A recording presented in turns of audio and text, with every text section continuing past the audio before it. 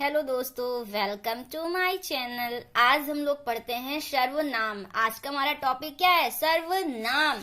सर्वनाम किसे कहते हैं ये बताइए। संज्ञा के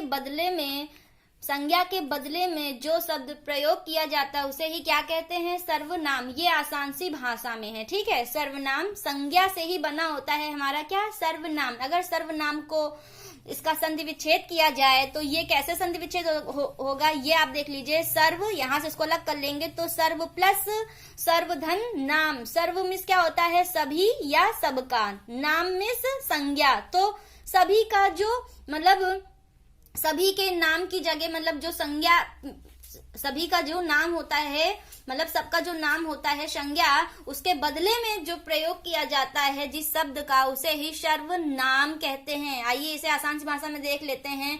जो शब्द संज्ञा के बदले में प्रयुक्त किया जाए उसे ही सर्वनाम कहते हैं। हमने आपको बताया था ना कि जो शब्द संज्ञा के बदले में प्रयोग किया जाए उसे ही सर्वनाम कहते हैं। भाई संज्ञा अगर किसी का नाम है, जैसे मोहन जाता है, मोहन खाता है, मोहन सोता है, अगर हम इसी को ना कह के बस एक बार बताएं कि हाँ मोहन खाता है, फिर वह सोता है, वह जागता है, तो मतलब संज्ञा के बदले में हम नाम की जगह वह यूज प्रयोग कर रहे हैं ना, वही हमारा सर्वनाम है। संज्ञा के बदले में जो जिस शब्द का प्रयोग किया जाता है उसे ही क्या कहते हैं? सर्वनाम। तो आपको समझ में आ गया ना कि सर्वनाम किसे कहते हैं।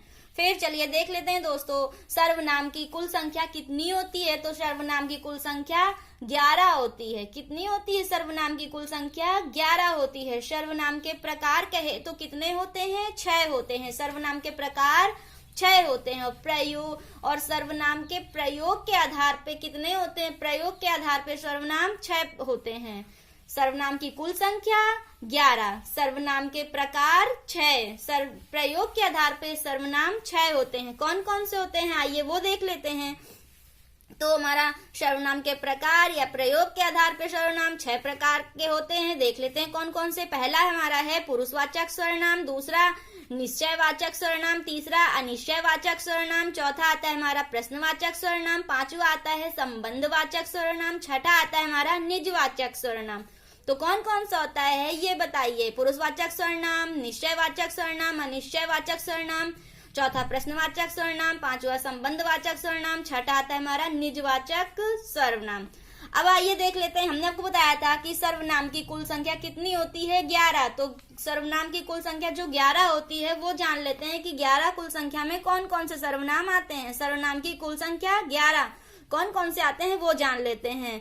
मैं, तू, उस, यह, वह, कोई, कुछ, जो, जैसे, क्यों, आप, ये सब हमारे क्या होते हैं? सर्वनाम होते हैं। तो मैं, तू, उस, यह, वह, कोई, कुछ, जो, जैसे, क्यों, आप, ये हमारे क्या हैं?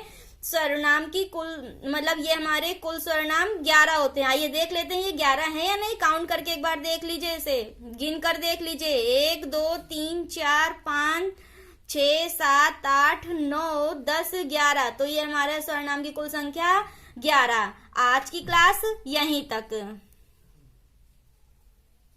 आज की क्लास यहीं तक। और आपको अगर पसंद आए तो वीडियो को लाइक करें, शेयर करें, सब्सक्राइब करें, चैनल को सपोर्ट करें दोस्तों।